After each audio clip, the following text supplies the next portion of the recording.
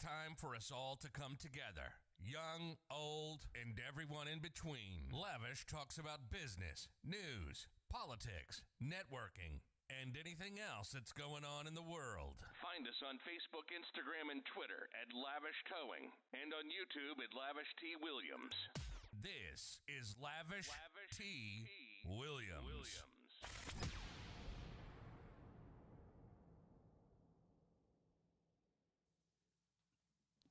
Hey, what's going on, boys and girls? This is Lavish, and today I got a special guest, a Detroit hometown legend in the rap game, none other than Big Herk.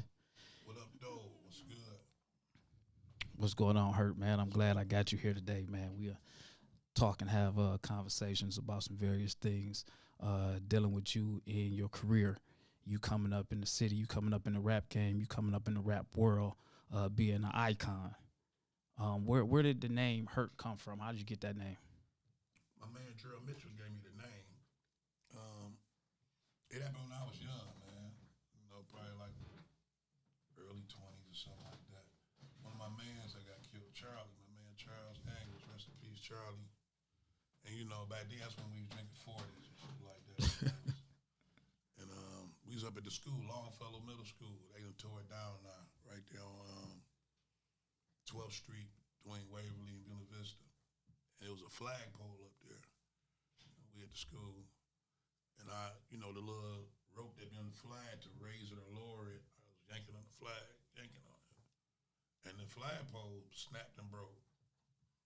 And he's like, "You Hercules." No. So that's where it came from. It wasn't even about rap. He just called me Hercules because of that. So I just took it and shortened it up, Herk. As far as the music, when I started doing this music stuff, then it was MC Herk, because everybody was MC something back then. MC Hammer, MC Light, MC 8, MC Shannon, and so on. And that's where the birth of the actual name came from. You know what I'm saying? So it was MC Herk at first. Got older, got a little, you know, bigger, and it was Big Herk. Where did the rap come from? Where did the music come from? When did that start?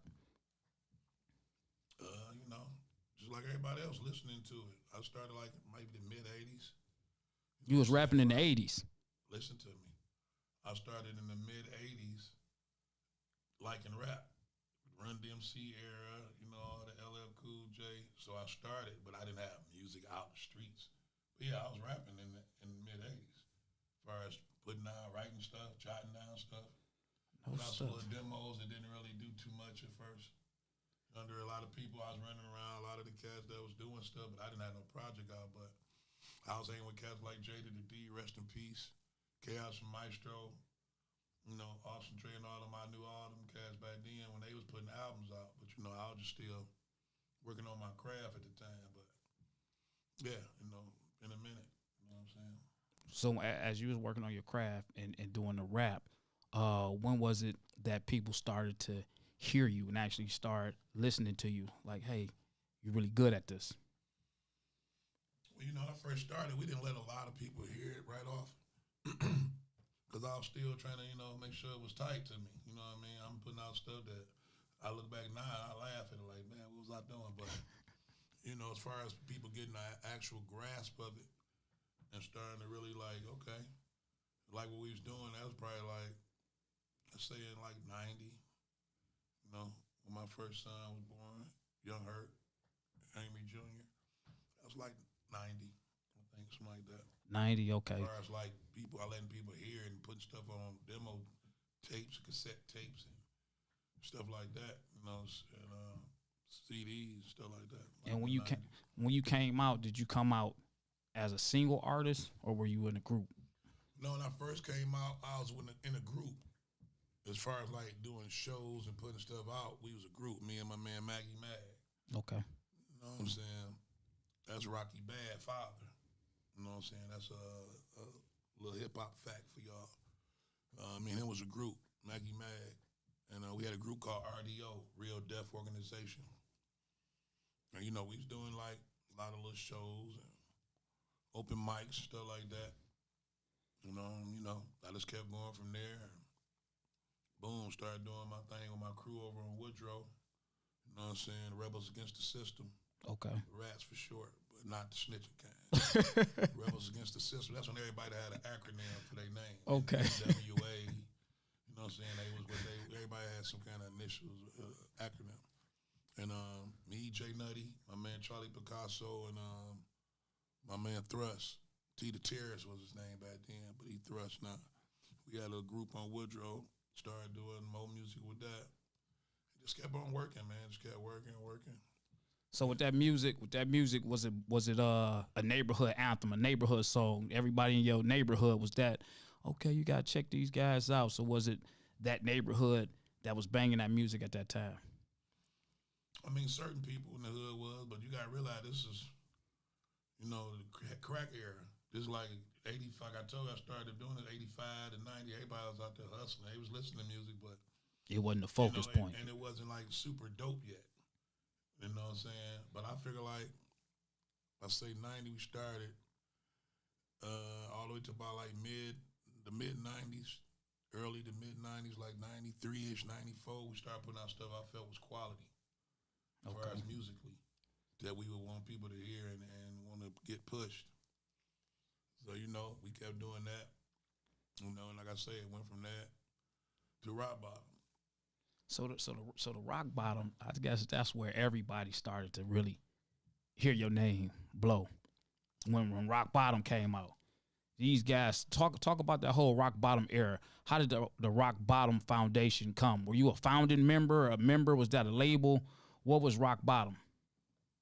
Well, rock bottom was Rock.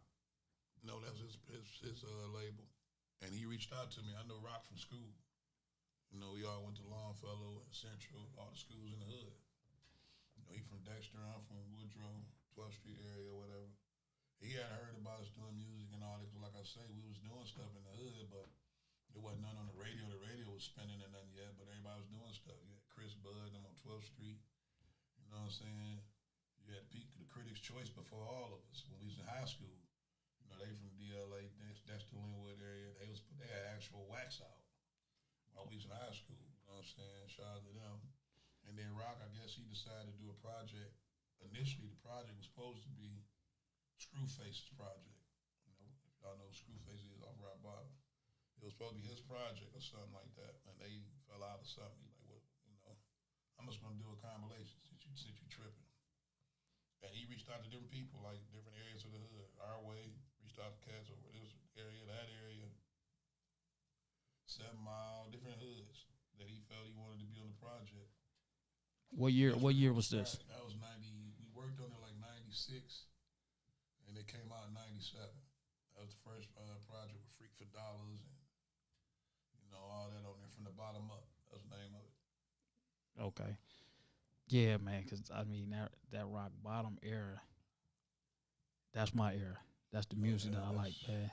And that's when we was hungry, young. We just wanted to prove we was that, man. You know what I'm saying? So the music that you rapped about, how much of the music that you rapped about did you actually live? Well, it's either I lived it or people I'm right next to did. It wasn't nothing made up. We from the hood, you know that. You from Puritan, you know how the hood is. I know. So we really grew up in the hood. We didn't grow up in Novi or somewhere, and we talking all this street stuff. We was around everything we was rapping about, or we was doing it, or we was speaking about somebody else, and names are kept silent to protect the guilty. So it was one of them kind of things. But yeah, we definitely was from the hood and representing where we was living. Man, yeah, because y'all went hard, man. So as Rock Bottom developed, how many albums came from Rock Bottom? Well, I was on 3 of them, from the bottom up.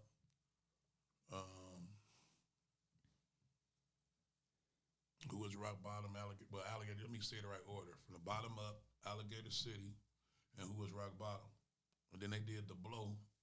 I wasn't on that project. That's when I went and did some solo stuff. But them first 3, from the bottom up, Alligator City, and Who Was Rock Bottom. And the last album that you was on, would you consider that to be like the biggest and best album that Rock Bottom did? Not just because you was on there, but that was like the height of the career, the height of the label. Well, that was, I think Alligator City was hot too. They both was neck and neck, That was like Hagler and Hearns or something. connecting that. People argue right now which one they like the best. I think overall, I like Who Was Rock Bottom a little bit more. But I like both albums. I think they both was classic albums. And, I think from Alligator City is what the hype was all the way to Who Was Rock Bottom. Yeah, I think I like Who Was Rock Bottom, man. Hey, man, that's I what think I like that, man. I think I like that. Yeah, Alligator City was fire, though, man. Gated up. That definitely was on there. Man, listen, it was some heat on both of them, but that's cool. That one you like, that's all good. Yeah. Now, do you remember your first concert, your first main big, I'm around people, I made it, people are actually coming out to see me? Do you remember that concert and what it felt like? We did a few concerts. Like I say, we did, I think we did our first concert for us, Rock Bottom concert at the Millennium, right there in Southeast, out there next to Northland. Right. We did a nice show out there. That was the first big one, too, like, as far as us as a camp. But then we done did, like, you know what I'm saying, different shows at Hart Plaza, you know what I'm saying, and Joe Louis. We did a show downtown at the, we done changed the name so many times in that bar. Got the name right there. It used to be, I think it was Legends. Was St. Andrews? No, next to St. Andrews. Legends and all that. Then I done did St. Andrews before myself a few times. So we did a lot of shows, man, you know what I'm saying? So I can't really say which one exactly made me feel like, whoa, we did it or something. We did a lot of shows. Some stuff I'm not even remembering right off. Somebody had to tap my show, like, don't forget about. Yeah. We did a lot of shows. So, but I definitely feel like Summer Jam, that was one of the biggest ones at Hart Plaza. That's when it was free. And I got the footage and all. That's when young Herk, he was a baby. I think you got that picture of me and then was standing with the rock bottom shirts. Yeah. Because it was free, so everybody came out. Just when they wasn't charging. You know what I'm saying? So that we rocked that. Did a lot of shows, man. So what you doing these shows coming up as a rapper, man? How did it feel when you got to the point of everybody knew your name? Because a lot of people, they didn't know your face, but they heard the name. Right. They didn't know the name, but they heard the music. And for you to be out somewhere and you just know it, man, they singing my song. How was that? That was big. That's a good feeling, man, because it lets you know that all your hard work. And for you to be out somewhere and you just know it, man, they sing. You know what I'm saying? And people acknowledge you. And they don't gotta acknowledge you. People know you don't want to even say nothing to you sometimes, you know what I mean? But they running up giving you love and respect, telling you how much they like your music and stuff like that. The radio playing it. It's a good feeling, man. Let you know you validated. You know what I'm saying? That you put in the work and it's paying off. Oh man, that's a good thing, man. What do you got going on now as far as music? Right now I'm working on another EP.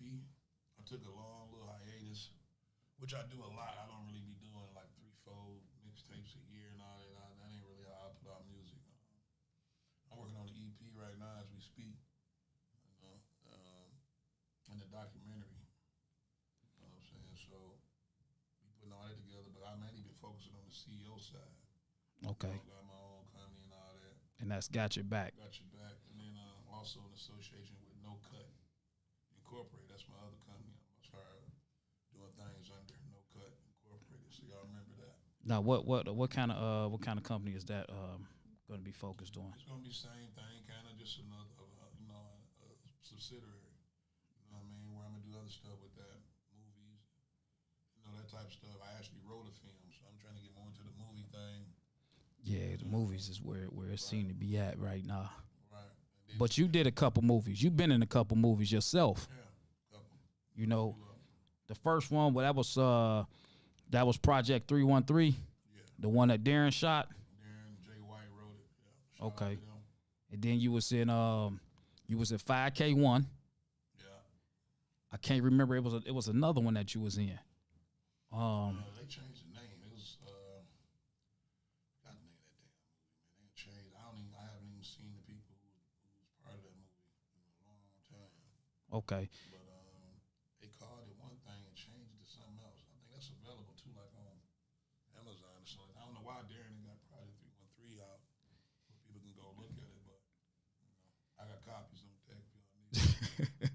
You gotta promote. You gotta promote it out there, man. That's what it is.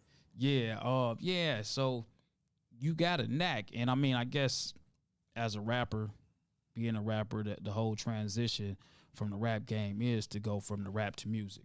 They've been doing that for the last 20 years plus now. You mean from rap to movies? Yeah, from rap to movies. Yeah, I mean, most people, that's a transition that they like to do, especially rappers. You know what I'm saying? Getting the movies kind of go hand in hand because most movies got some kind of soundtrack and vice versa. So, and videos is basically short films.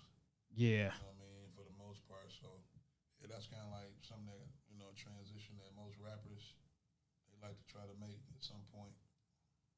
Yeah, that's cool, man. That's cool. Now, outside of rap, or no, let me not say outside of rap. With the rock bottom, was there ever, and you get a lot of people that speak on it or spoke on it, a rock bottom, street lord, beef, collabo, a Detroit thing. Speak on that. Yeah, we had beef with street lords. Any That's it. that's it. I mean, to me, that's it. It was music with me. That was it. Wasn't nothing personal. Nobody took some money from somebody or some streets. So it's just a back one rap group is better than the other. No, it started with two cats, and then you're gonna rap with your team. They didn't start with me, but But you rolling with them.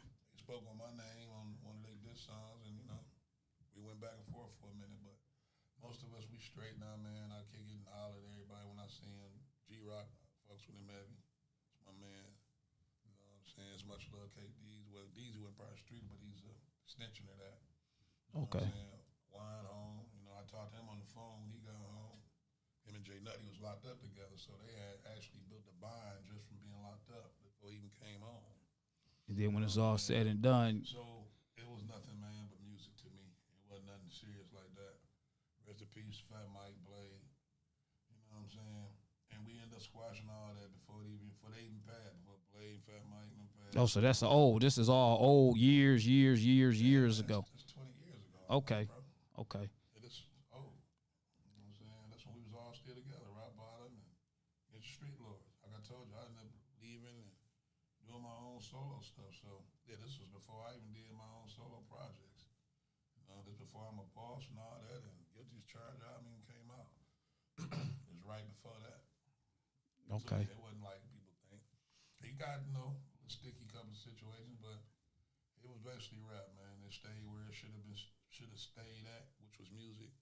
People got older, got past all that, and kept it moving, man. You and Blade ever made a record together? No, but we've been on songs together. You know what I'm saying? That like featured on the same songs. You know what I'm saying? My man Suge 5150. He had a couple of songs me and Blade was on. We recorded together, and he passed. He got killed, so he didn't get to promote a lot of them joints. But the album actually was out. I think it's called 5150, something like that. Okay. Yeah, we did some music, but not like on each other projects. Now, how's it working with these Detroit artists from a standpoint from a listener like me? We feel like, man, everybody in the D, man, they should, all the rappers, they should get together, man. They should be rapping. They should do this and they should do that. But outside of that, behind closed doors, would you agree that just because we all from the city, everybody, they just don't flow together? We, for whatever odd reason, we just don't flow together. And that's why, certain records and certain artists never work together. Not necessarily saying it was a beef. It's just, we just don't flow together. I don't even think it's so much about we don't flow together. I mean, maybe in the early stages of this, once we started making noise, like when we was coming out, because there wasn't a lot of groups then. Okay. I mean, you had us, Rock Bottom, Street Lords, Cheddar Boys came after that, and then, you had groups like the Lodge Boys, Mae West. It's a lot of other groups too. I don't want to forget too many people like that, but, it started being more and more and more and more groups every year. So now it's a gang of cats. It is. Cats is working together. I see a lot of them young cats here working together. There's still some animosity with some cats. They don't really, mess with each other. But me personally, I done did a lot of features with a lot of these cats that's doing music. So I don't really feel like that. I just feel like, different eras. Sometimes it got to do with the eras. Right. You know, we a lot older than a lot of these young cats that's doing their thing now. And you know, we didn't link up at the time. We was rapping, they was babies. Okay. So, you know, now it's their turn, you know, they ain't necessarily just trying to reach back in the past and holler at us for everything. You know what I'm saying? But we have network, well, I have, and did work with some of the younger cats that's doing their thing. And, you know, big ups to them, man. You know, keep doing y'all thing. At the same time, I think a lot of it, what you talking about, got to do with Detroit having so many different types of rap. You got cats that talk the street rap. You got cats that's, you know, more into the lyrical thing, more witty with the rhyming. And then you got cats that do more like party type music. You know what I'm saying? So, and then cats like me who kind of like do a little bit of everything. I'm from the era when you did everything.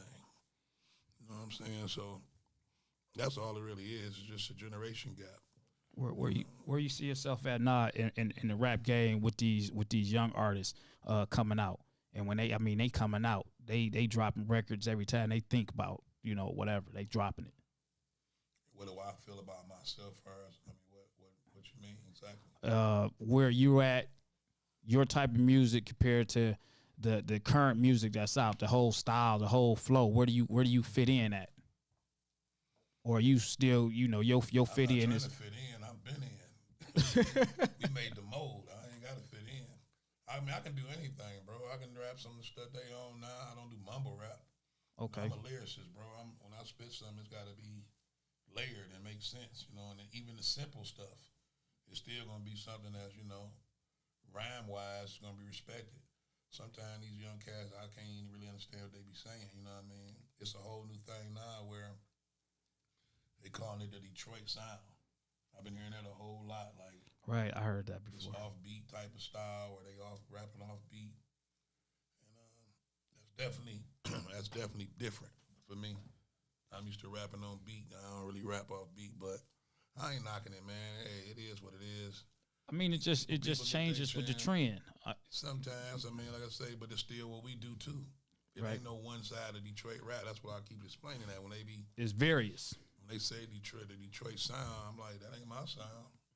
But I ain't knocking nobody who do that because it's, you know, they got the right to do what they want to do. Right. They getting deals. A lot of cats getting looks. They eating because they got social media. They got a lot of different ways to get money now. You know what I'm saying? We didn't have all that when we was rock bottom. We didn't have MySpace, none of that when we was coming up. YouTube. You had to really hustle it. Facebook, Instagram, none of that. This was straight up out the mud, stumping the cement, selling CDs and tapes out the trunk, going to the press place, get it pressed, carrying big boxes, taking them to the mom and pop stores. It was a lot more just, you know, hands-on work you had to do. Now everything kind of like push a button, send stuff, which I ain't knocking it because technology thing's supposed to get simpler. You know, back in the day it was 8 tracks. You know what I'm saying? When our parents was kids, and it went to cassette. So it ain't nothing wrong with it, but I just feel like, you know, don't forget that it's not just one lane. All right. It's all kind of music, bro. Everybody don't like the same thing. But those who like what they like, hey, that's what it is. At the height of your career, man, have you ever had the opportunity to be signed with a major label? Yeah, a couple of times. What happened with that? Even rock bottom and when I did my solo stuff. It just wasn't what I was looking for. You know what I'm saying? I like to be able to have control of my masters and stuff like that and my work. And if we gonna do any kind of breaking it down and splitting something, it gotta make sense. I just never been on them kind of cats that's over eager, bro. Just because somebody got a name or they got a big company and I'm just gonna sign something. I just never been like that. Kind of like, I guess, like the Cube type of mentality. How he was with NWA. Everybody else was just ready to sign. He's like, I don't know. I mean, I'm skeptical about stuff like that. But, yeah, I had a couple of different situations that was presented. And, you know, it didn't work out. So, because you'll sit there and you'll figure, man, a rapper's dream is to be signed. What a label. But I can be independent. Would you make more money independent, or would it have been better? Or does it depend, and did it depend on the time? It just depends, man. It ain't no set price for nothing. You know what I mean? You bargain your own situation. But you know, it's cats that's independent, that's millionaires, even better than cats that's got deals, that's signed, that's with companies. I'm saying? So that's my whole point. You got to just know what's best for you at the time, you know. And at the time we first came out, you know, they wasn't really checking for Detroit like that, like they is now. Okay. Now we done made a wave in Atlanta. Man, it's a wave, man, because it's a lot of, like I say, man, it's a lot of these young guys out here, man. They putting Detroit on the map again as far as rap. Right. You know, not just one or two guys at a time in the city coming out with something, man. You got a group of different artists from Detroit that's mainstream. Right. That's mainstream right now. So that's also a good look. Outside of rap, a lot of people that hear of you and know you or think that they know you, they don't realize that you're actually a family man. Oh yeah, definitely, man. I always mess with my family over everything. People get the perceptions, man. They hear this music, and you know, don't get me wrong. When I was younger, I was in the streets. I was ripping and running a little bit, you know what I mean? Till I started having kids, me and my wife. And you know, once time my kids got here, that was first to me. You know what I'm saying? Period. Overall, everything else, I never been putting like hanging in clubs and partying before spending time with my kids. No, Yeah. I never been like that. You know what I'm saying? We did our share. Hang on, get twisted, man. Them 90s, late 80s, 90s. We did it, but, you know, like I say, I started having my kids late 80s, you know, 90s. And, you know, I spent more time with them than I did anything else probably. Had them playing sports and different stuff and kept them with something to do so they wouldn't be out in these streets like I was. Right. Now, how did you meet your wife, and when did you meet her? Me and her met like 87. Okay. You know what I'm saying? When I met her, we was arguing. Actually, How did that happen? My man Clay used to kick it with her sister, her younger sister, and I rode over there with him. We was in a stolen caddy. That's what I'm saying. See, man. these stories, man. These stories we want to hear, man. Yeah, we was in a stolen caddy, man. Then he tilted up. We riding around. We shoot over on Linwood. She know she from Linwood. Okay. My wife. I'm from Woodrow. I go over there with him, and then he go holler at her sister. She come to the door like, "Who's these guys? Who's all these guys out there?" Because we had some more cats from the hood that came over there too, that met us over there. You know, we was kind of deep going over there like that, and she was looking like, "Name all these niggas." And I was like, "Who's that? Your mama?" I was talking to, which is Angel, my sister-in-law at the time, is his girlfriend. I'm like, "Who's this? Your mama?" And we get to arguing and going, man. Next thing you know, we've been here all that time since. Oh, So it's crazy. From a stolen car, man. Arguing, man. Riding and stolen. And got to going, man. She come out, "Who's all these niggas?" I'm like, "Who is you? Your mama?" And we get to arguing. And It was love ever since, man. man, we never thought it that first day. You couldn't tell me we'd have been here all this time since then. Nah, I mean, from me knowing you, I've always seen you with her. Like, she's everywhere. Yeah. Even when you was doing the concerts and the rap, was she always somewhere behind the scenes, always there? For the most part, you know, but then she have her times where she, you know, she let me do what I'm going to do and she'll sit out. But for the most part, anything I do that's big, you're going to see her there somewhere. See, and that's what a lot of people. And then she part of my company, you know what I'm saying? She Okay. do a lot of our secretarial stuff, and, you know, so she not just sitting around watching me perform, do shows, and just, she actually do stuff to help out with the company and stuff, so she part of the team. That's good, man. A lot of people, they don't get to see that. They don't get to see that part of you. You know, here's a picture of your wife back in when was that? That was 88. Like 87. No, it was like back when I first told you, I first met her. That's probably like a few months after the argument. No. Man, I had it wasn't no high top fade. I had a medium top fade. You got the gold chain the rope on. Yeah. We was hustling back then, you know, doing our shit in the street. Oh, man. We've been together ever since, man. It's my baby. Then you got you right here. When was that? That's when we got married at the crib. We got married at our crib. Her grandfather was a pastor, so he just did it at the crib. We ain't do no bunch of, you know, big invitations and RSVPs and all that. We just did it right there, the small little part of the family. That was probably like, let me see, the wine.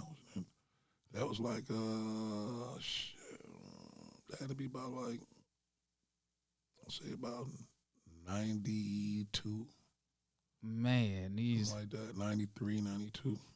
they don't see it. I mean, because when you look at Big Herk, man, they see the videos. They don't see the And family she was side. pregnant in that picture. She was pregnant with my second oldest son. Okay. Mine, so. That's you out there bike riding. So Yeah, you that was you, last you, summer, me and her. you doing family stuff. Oh yeah, man. Like You I know, say, it's a lot. It's a lot to Big Herk that they don't know about. Yeah, everybody think we just rap and pop bottles and hang out and party. But man, we got a real normal activity like everybody else do. I go to the grocery store. Look at you right there, dressed man. in the suit, man. Yeah, that was our we had renewed our vows, and that was her 50th birthday. 50, big Yeah. 50, man. That's cool, man. There you go, right there again. Oh yeah. So That you was, definitely, like I say, when you see this, you like wow, because the image, hardcore rapper, you figure, man, they not living the life as a family man. They But see, not doing that. But see, that's what's wrong, people. They get to believe in everything. Not saying we making up stuff, but we human, bro. Right? We not just machines that just go in the studio and rap and don't have feelings, emotions, or don't have love for nobody or whatever it might be. And if you the hardest street nigga, man, you love somebody, your mama, or you might be a cold-blooded murderer, but you love your mama or somebody, your kids. So, no, people got to quit thinking that's all we do, man. We human. We like anybody else. We get out, we kick it, That's why it was important to me to share these pictures, man, so people can see a diverse side. Oh yeah, Of the rapper. Big Herk. There you go. You over at the lavish spot.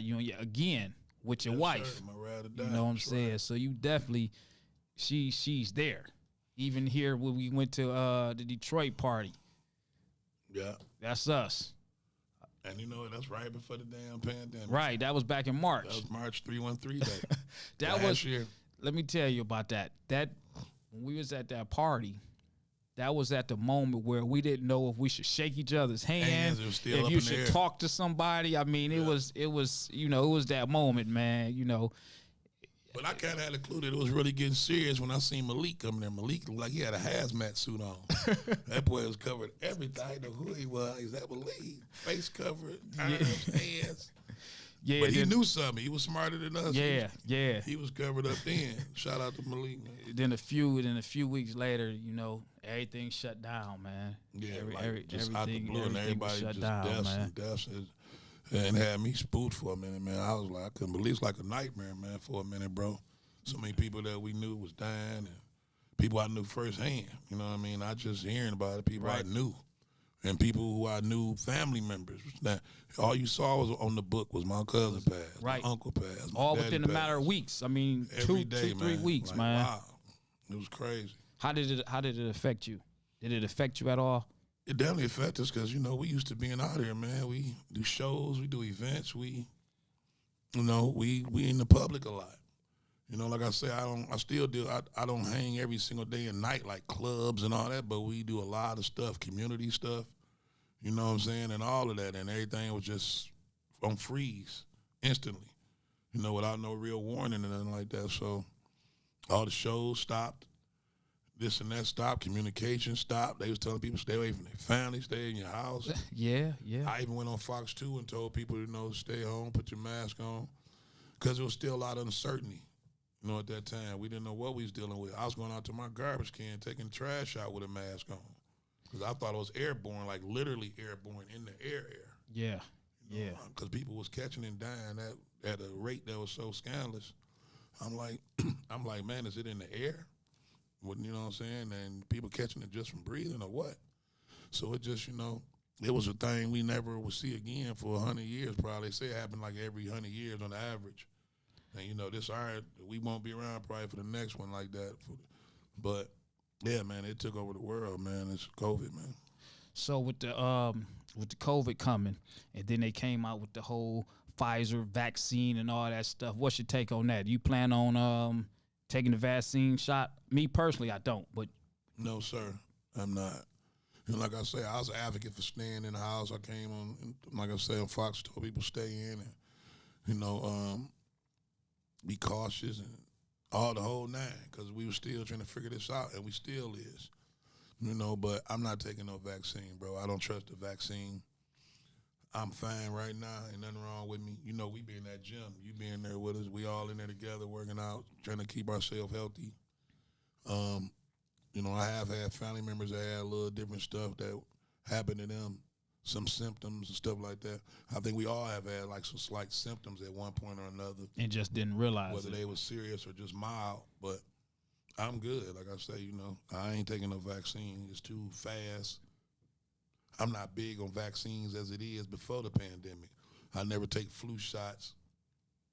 I'm not into all that, man. You know what I'm saying? I just feel like you got an immune system, and for the most part, you keep that up, keep your immunity up, you'll be good for most stuff that we encounter. So, no, I'm not taking it. My wife not with it. Most of my family, period, not with it. I got some family members that feel like they want to give it some time, and then they'll probably take it. They say if it don't do nothing harmful. But we seeing stuff happen to people already, so I don't trust it. I'm not with it, and they can keep it. Yeah, I'm the same way, man. I just think that as long as you're taking care of your body, your immune system should and would fight off anything. Yeah. So I'm not gonna do it. But part of your preventive stuff is care and health, keeping your health up. Yeah. And you in the gym with it too. Outside of just the COVID, just your health, your blood flow, your pressure, all that other stuff. Right. And I got you right here in the gym with your mask on. Oh, yeah. In the gym, we got to put that mask on in there. But at the same time, we got to – and that was the first time the gym opened. And, they had closed it Yeah, they closed it right after, shortly after. I think we was there for 2 weeks. They closed it right back up. I'm like, yeah.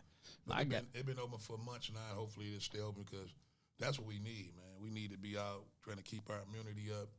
Be cautious. Like I said, when I go to different places, me and the wife, or if I go anywhere and it's crowded, like she like to go to Walmart a lot. We go out places like that and shop and grab stuff. Sam's Club, BJ's, different places we stock up on a lot of stuff, water and whatnot, things for the house. And we put our mask on as policy. You got to wear it. So, but even then, I be hating it, man. I try to take it off my nose a little bit because I got to breathe, man. Yeah, to me, people don't understand about wearing that mask all day long like that is you breathing in that dioxide, carbon monoxide, or dioxide. I'm not sure which one it is. When it come out your mouth, you're supposed to breathe in, then you breathe out. And when it comes out, it's actually not toxic, but, that's the bad air. The good air is when you breathe in. Okay. So when you breathe out, that's the bad air. You're breathing out. And when you got that mask over your face, concealing yourself, you're constantly breathing that in and breathing it out and breathing. You ain't letting it escape nowhere. So to me, that alone, that ain't normal for no human being. I get it when you're around a lot of people just to be safe, because I got a mother at the crib who I'm a caregiver for. I've been taking care of her for 15 years. She got mental issues, and she in the first stages of dementia right now. Okay, wow. So, sorry to hear that. Yeah, man, but she's doing good. Right now, every day I just get up and, I'm taking one day at a time. Right now, she's doing pretty good health-wise. So I don't want to never bring nothing back to her, even if I feel like I'm good. So I kind of be focused on that mask thing. Right. Crowds. You just taking better precautions, man.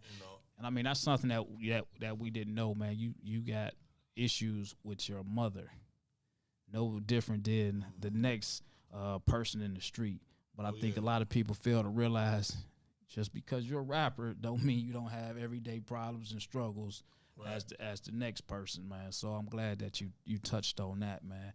Now you got your kids, man. You're very active in your kids' life, and I see that on your pictures that you post on social media.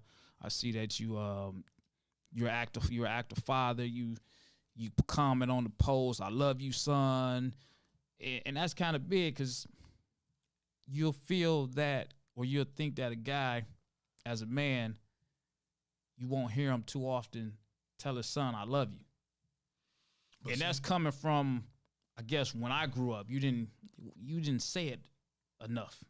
I don't know about you growing up, if you heard, your father or somebody say, "Yeah, I love you," because I didn't hear that too much as a kid. It wasn't something that a man would do, or that's what we were taught a man couldn't or shouldn't do.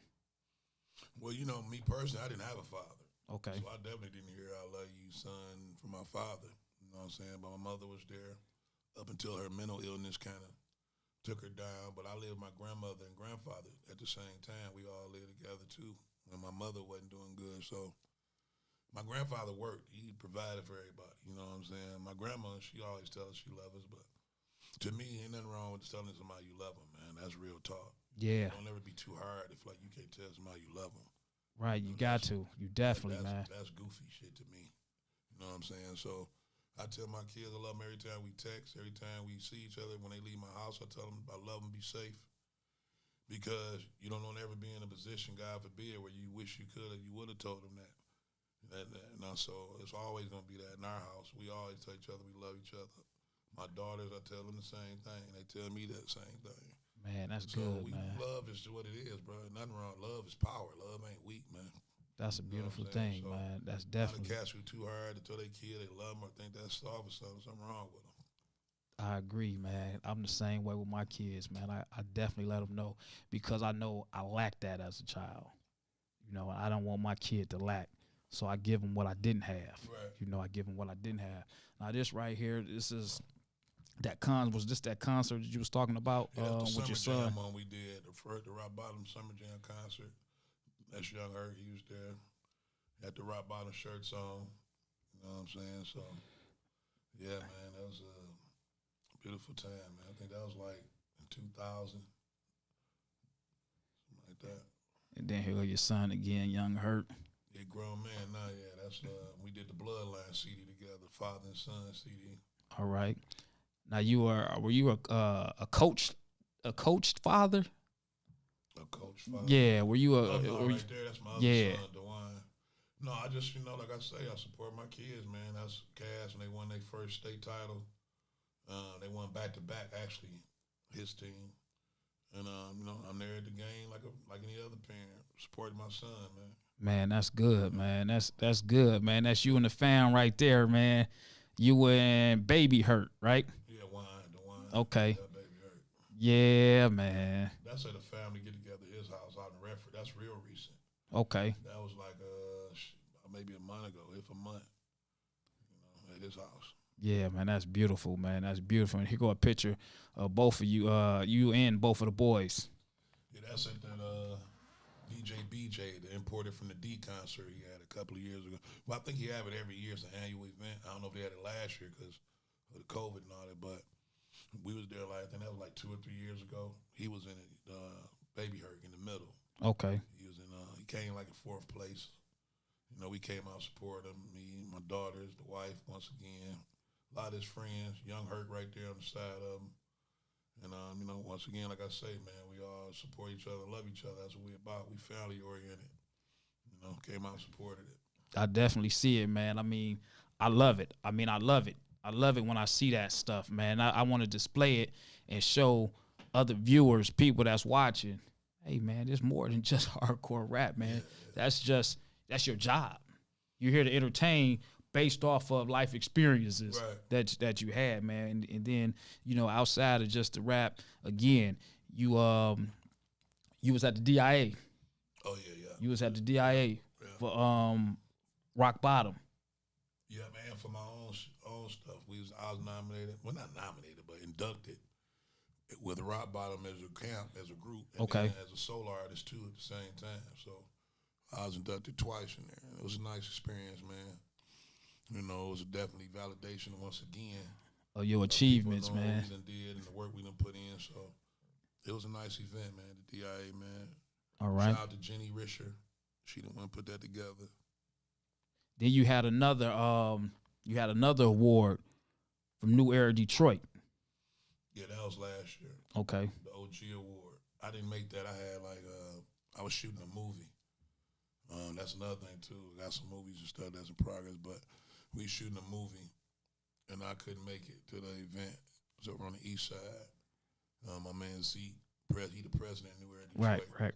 He had reached out to me to come to the event, but I ended up having to shoot a film, man. It took all day to do it, man. So I actually missed the event when he was going to give it to me, but he came by my house and brought it to me in person. So much respect on that, man. I appreciate it. once again, another acknowledgement of, what I've been doing out here, and I appreciate all the love for it. Yeah, that's cool. Now here's another fact. Here's another fun fact that a lot of people they don't realize. You were the first and only Detroit artist to be on the a bag of rap snacks. Yeah, I think I still am at right now. I'm not sure. I'm quite sure there'll be some more cats. There's a lot of artists now making noise who you'll probably see on the cover of Rap Snacks if they're not already working on something. But yeah, at that time, and I think that was been a minute now.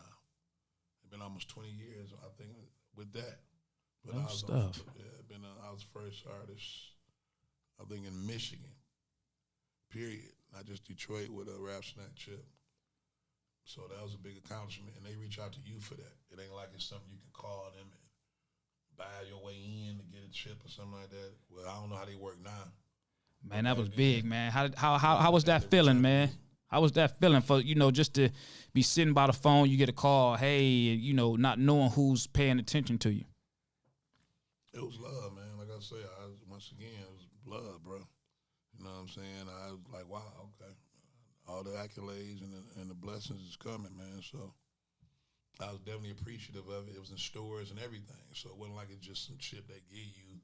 Right. You just take it home or take a box home. No, they was in actual stores and everything. Sitting right next to not Romeo and everybody else who had a rap snack chip out at the time. I think at the time when I had my rap snack chip, it was owned by some cats out of Philly. The what's them guys rock this funky joint back in the day? Rock this funky joint. You a lot of school. I couldn't tell you that, man. Intelligent and some guys from out of Philly, they was running that then. I think now Master P and them or either Romeo, they own it because he had his chip was selling more than everybody's. Romeo. Okay. And I think they just went ahead and took the company and bought the company or something. I think now a lot of other artists coming out with chips and all that. But yeah, at that time it was a good feeling, man. Definitely was much love. Man, that's cool, man. So it's a lot of accomplishments that you made, and a lot of people they don't even realize it, nor do they know it, man. And I'm glad that I'm able to bring attention. I'm glad that I'm able to bring attention over here to it, man. And, give you your flowers, your roses while you here, man. Speak on legacy, man. What kind of legacy are you trying to leave behind at this point? Seeing all the things that you've been through in life, what you've seen, where you came from, and then now going forward, because you're not a young man anymore. Oh no. So how do you put things in perspective for your legacy? How do you work towards and build your legacy for when you're gone? Well, I'm still adding pieces to the legacy. So at the same time, I'm definitely getting older. So, you look back and reflect sometime on things you have done and different times and moments in your life. So I'm proud of a lot of stuff I've accomplished. Still doing most stuff. So we'll see where the legacy actually ends up being. But I just want to, at the end of the day, if I had to say what I want my legacy to be, just a solid cat, man. Came from nothing. Who really pushed his craft. Loved his family. Loved the people who love him. No nonsense. Never been fake. Never been, untrustworthy. Always been solid. Straight up. 10 toes down.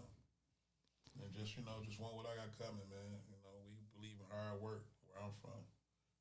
Like I told you, my grandfather, he took care of so many of us, once my mom, mental illness kind of held her back, and I saw his work ethic till he passed. He died young, he wasn't but 59.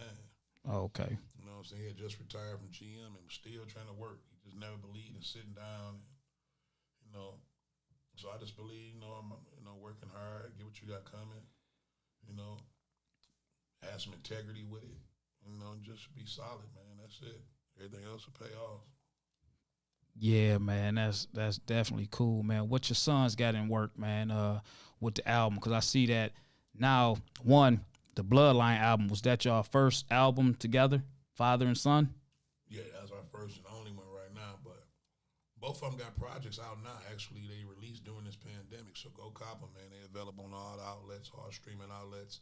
Young Herk got a project called Old Soul. which is perfect for what he about, because this is his era, actually, age-wise, but he rap like we did. Okay. The way he feel about music is like we did. So it's called Old Soul. Got some nice fire tracks on there, man. Definitely go check that out. And then my youngest son, Baby Herk, a.k.a. Juan Weezy, got a project out called I Feel Like Rapping. They both got videos, too, on YouTube, so check out them videos. You know, holler at them, support that music, man. Go cop it. I want to have to get an interview with you and both of the kids. How did the music come to them? How did the music linger from you to them? Was it something that they just wanted to do because of their dad? Was it something that you kind of instilled in them to do as a pastime hobby? How did that happen? That's a good question, because I know that a lot of people, they swear, they probably, I was sitting there with a chair and a whip. Like, you gonna rap like this? I never did that, bro. I always, like I told you, I had them playing sports and stuff that they could find their own little comfort zone in, you know what I'm saying? I never wanted to have the pressure of them trying to come behind me, you know what I'm saying, to do what I did and make the noise I made.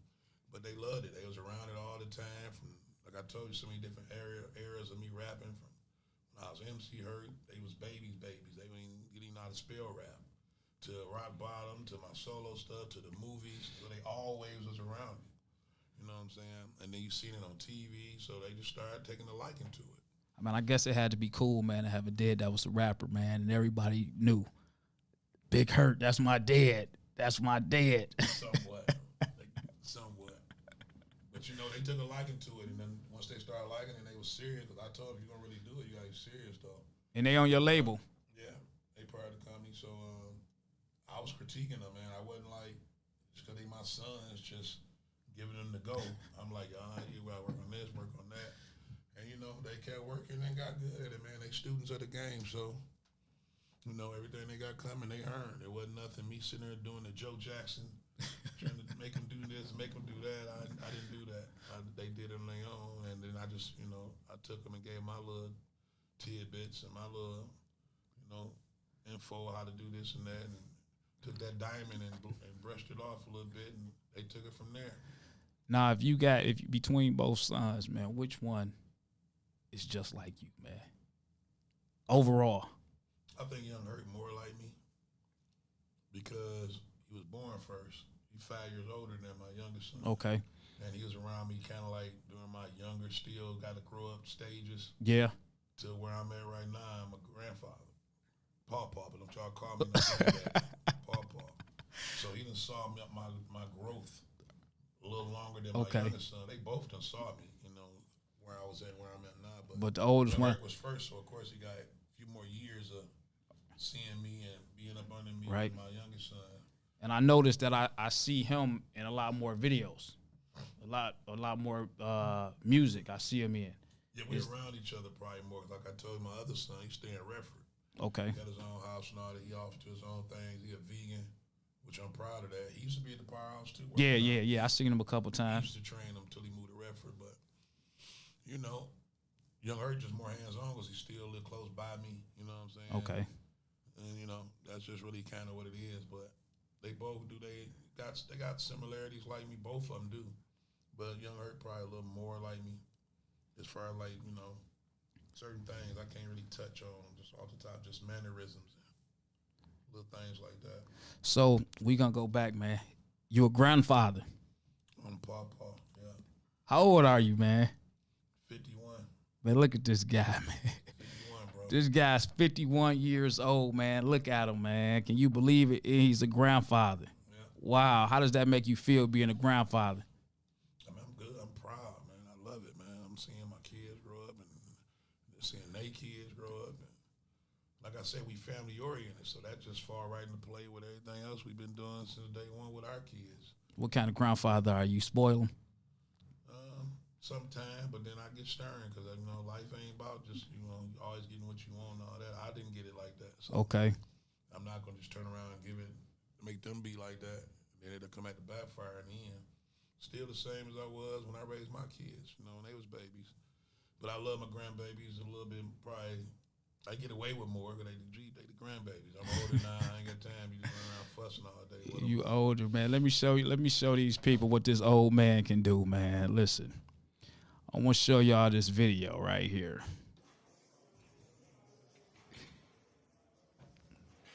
That's 405. And he at the gym with it, man. You remember that video? Oh, yeah, it's my fault. Yeah. Like I say, we go hard in there, baby. Man, I know it, man. Look at him. We really train, man. And it's the difference between working out and training. I tell people that all the time. You got people that come and work out because they want to be able to fit a certain outfit. And then once they can fit the outfit, They done with it. They done with it, man. This 24/7. Look at it. Hold on. Here we go. 405. Yeah, this all year long with us. There you go.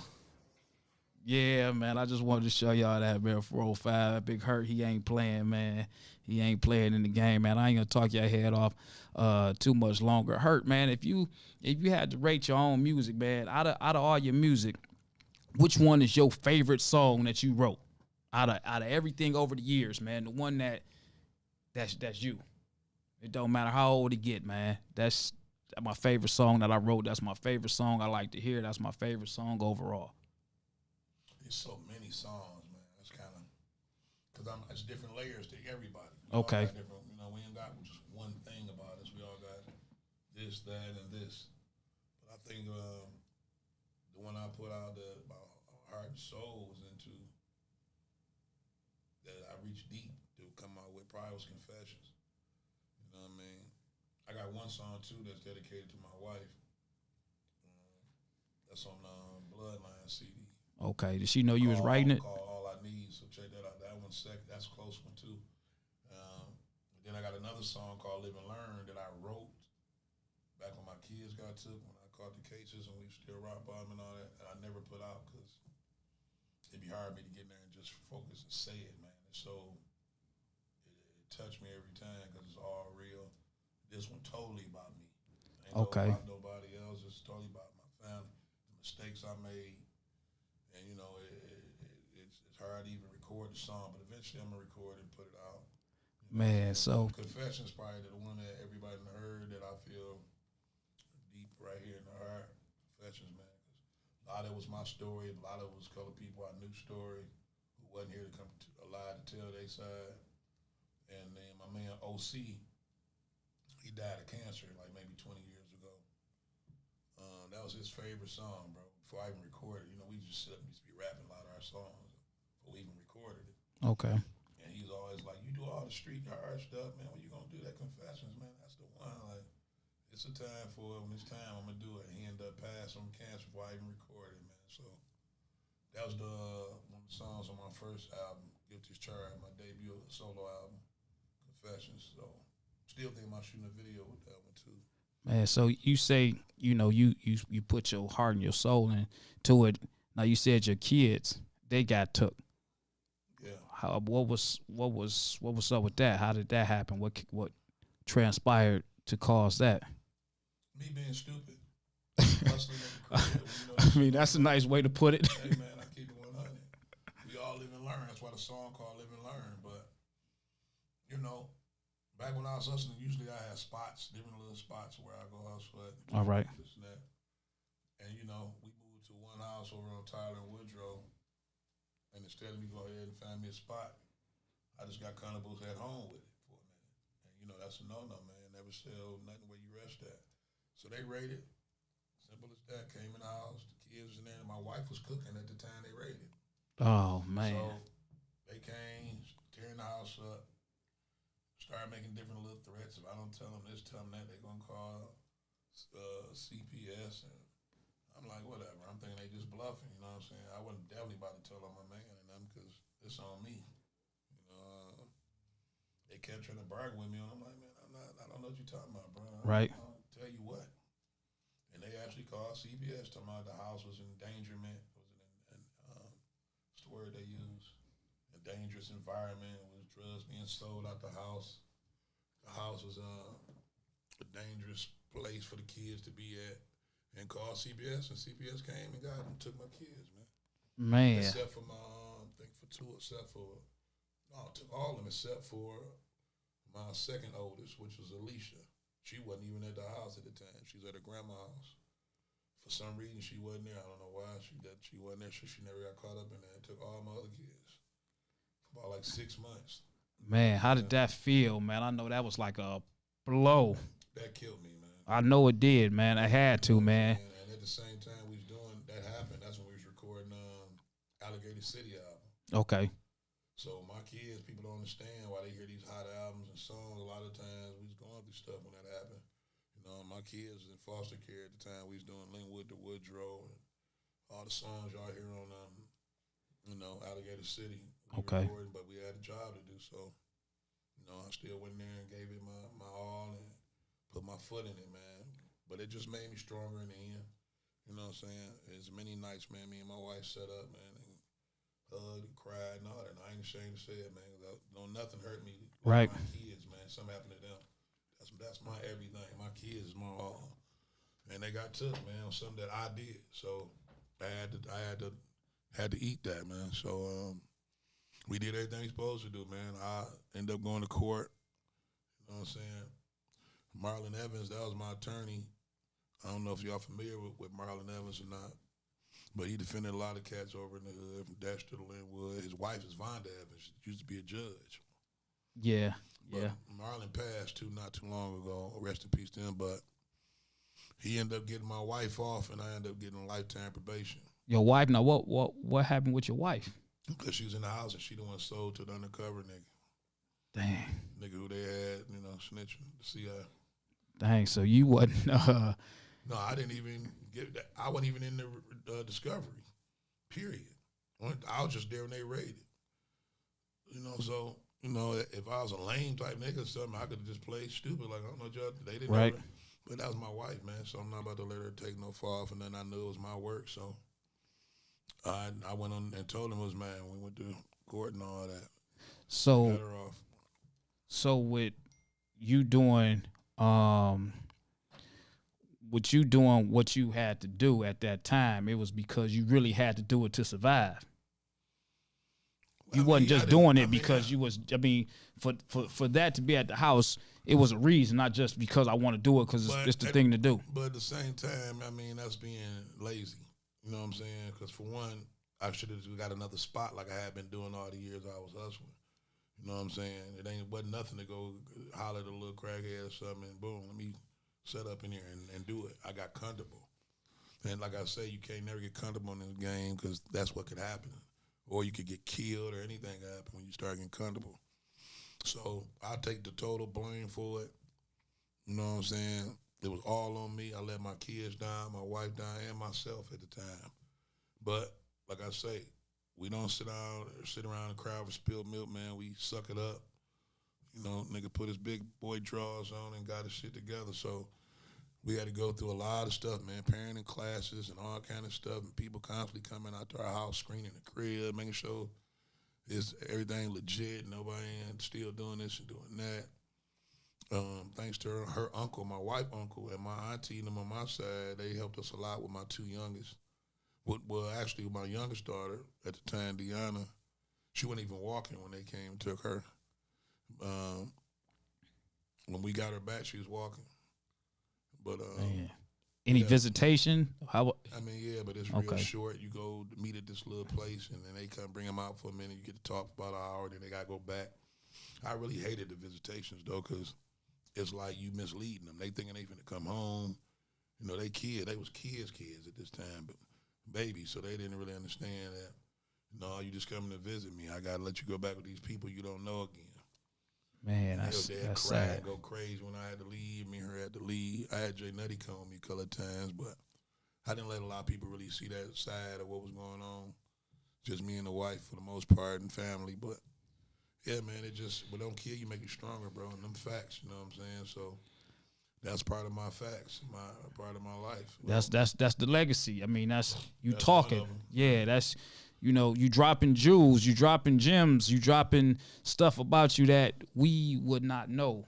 Right. That goes on behind closed doors. When we see you out and about, it's just, oh man, Big Herk, but you got the same life struggles as the next family. Definitely. Okay. Like I say, you know, it was a life lesson. I learned from it. Made me a better man. Only thing I regret is that the kids had to deal with that. But as far as me, I needed to go through that. I needed to get knocked upside the head just to kind of wake up and realize, look, man, you can keep doing that or you can start pushing your music and get more serious with that because, you know, at the same time, like I told you, we was doing the Rock Bottom album even when I was still hustling and all that. So, you know, I was just got comfortable. You know Right, what I'm saying? right. Got a big wake-up call. But everything good. My kids good. All of them graduated from high school. All of them work, got their own houses, living straight, doing good for themselves. Because from that point on, you know, I got focused, man, and vowed I'd never let nothing like that ever happen to hurt my family again.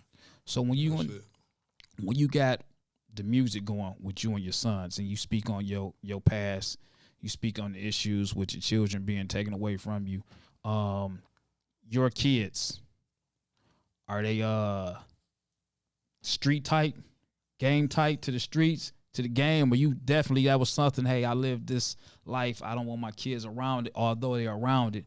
Did they follow in your footsteps at any point? And if so, how did you? Hell no. That wasn't going to happen. That wasn't going to happen. Yeah, that's why I told you, from that point on, man, I really just started being hands-on with my kids. Okay. And didn't even care about the bag and all that like that, really. You know what I mean? Right. I just got focused on my music, my gifts, and talents. And I kept my kids doing something so the streets wouldn't find something for them to do. Man, that's cool, man. They never went through that. They never was running around trying to hustle like me, selling dope. They saw it because they around it all the time. You know what I'm saying? We from the hood. We not from the suburbs. We from the heart of the hood. So, of course, they saw it, but that's where I step in and make them know, this is what we going to be doing. Man, you would never think it, man. Kid and that cat and this girl and that guy, y'all stay away from them. We're going to do this. Man, it's just a lot of stuff came out today. You just wouldn't think it. You just wouldn't know. You'll figure, man, he in the game, I'm in the game, and I know his son's getting it on, blah, blah, blah, man, but it's a whole nother side to it, man. And to be honest, I've told people in the past that a lot of guys who grew up in the streets, trust me, they kids don't know anything about the streets. They keep them far away from that. And sometimes, you know, some of the parents that came from the streets or children that have street parents, they're giving their kids some of the better educations than some of the parents that's, you know, in the middle of the higher class, in my opinion, from what I've seen. Yeah, because you got both sides, you know what I'm saying? And that's the thing, you know, hands-on, you can teach your kids because you went through it. I did it. You know what I'm saying? So they learned and saw what I went through, and they know what they went through. Right. So they know they solid, man. Man, that's a good thing, man. Well, I want to go ahead because you've been here for a minute. We done touched a lot of stuff, man. I want to save some more words for another interview when I get you and your sons over here, man, and we can talk about some albums, records, videos, and some more other accolades that you left out. But we'll say no. Let's talk about it. Just touch it. One more, man. You gotta touch on something, man. I gotta save some stuff. You gotta save some, man. But it's a lot more to talk about. And okay. Talk about it. We just wanted to get in depth today and kind of let people see the other side of what my life's been like. And you know, I think we covered enough right now, but. It's basically just no more awards and stuff like that I done got that you didn't mention, magazines. But we'll talk about all that when I get my sons here too. So, yeah, that'd be good, man. Then I'll be in another studio, you know, by that time, and you know, it'll be a little bit more room than what I got here, so we can definitely touch on a lot of stuff, man, and you know, get some things going. Right. You know. Yeah, I want to end this. Jack Keith asked it was my favorite Big Herk song. And I don't know if you remember, but my favorite Big Herk song is It Ain't a Game. It's not a game. It's not a game. That's my favorite out of all of them. I say it's my favorite only because everything in that song, at least 60% of what you touched on, I can relate to. Right. Some of the words I done had to switch it to make it fit, but I even told you I wanted to remake the song, and you told me no. Yeah, you don't remake classics. You told me no. I wanted to remake the song. That's like trying to remake Scarface, you know, man. I keep hearing people say they trying to do that in Hollywood or something. They want to do Scarface. You told me no, man, and you know I'm a little saddened by that, but I take it. You know, so yeah, man, we gonna go ahead and end this. Here go a little bit of the audio clip from the It's Not a Game song. I don't know if you can hear it or not, but here we go. Yes, kid on the trap. Y'all looking like a matic or a glock. Easy bigger, I got your back. Original rude boy, 1 pound, 30 foot said that. When we kill people without mercy. All your dog we dead, your phone we dead, your house we dead, your TV we dead, all the fridge we dead, all the floors in your garden with mercy. All the floors in your garden we kill. No foot back on got some shit you wanna say to me to feel. This is my favorite song right here. Yeah, this is my favorite song. That's on the soundtrack of that Project 313 movie. Produced by Kid. Hey, there go your wife. She say her favorite song is the one dedicated to me. Yeah, she like that one, man. This is probably my favorite one, man. And actually, that was the song that you played for me at my first car show down at the Key Club. Okay. Yeah, you know that was the request, man. Whatever you do, I need you to play that song. So that was it, man. I want to leave y'all out on this video right here. I actually got it off the web, and this is the video with you and Rock Bottom getting ready to take that picture. Which the picture is the one that's at the DIA. Okay. You know, so I want to go ahead and play that. And We got Squeak up in this motherfucker. We got my nigga Unk up in this motherfucker. My nigga Dewey riding up in this motherfucker. I'm telling you, this the livest shit this year. My nigga Blackface up in this motherfucker. My girl from Jersey down in this bitch. Miss Gina, and the hottest niggas on wax. Gon' rip this shit. When we drop with the first Rock Bottom, you ate it up. On the second one, we drop no stuff and gate it up. This new taste so dope, you can snort it and weigh it up. Niggas dick bite so much, I don't know if they gay or what. Is anybody hot like us? Is anybody posted up 100 deep on the block like us? Anybody got it locked like us? Hell no, niggas hating, but you know why they not like us. I'm the sick lyricist with the cancerous flow. Is anybody fucking with us? The answer is no. Even the best niggas' chances is low. Run your mouth some more, and you gon' need an ambulance at your door. Niggas gossip like hoes, but I ignore that shit. Cause if I pull the 44 from my drawer, that's it. When I do that, it's on. I don't pull it for nothing. You're about to get pistol whipped and catch a bullet for frontin'. They gon' find you in the garbage container. I tried to harness my anger. Now your kids and your mama's in danger. When you see me, you better throw the peace sign up. Try to get tough and I'ma be in the police lineup. The source hype artists up, so I ignore what I read. You take garbage, get them been injected more than Rashid. All these niggas wanna rap about their money and clout with no lyrical skills. Wait until J Nutty get out. Is anybody fucking with us? No. Is anybody bringing this heat like us? No. No. Do they got love in the streets like us? No. Do they represent the D like us? No.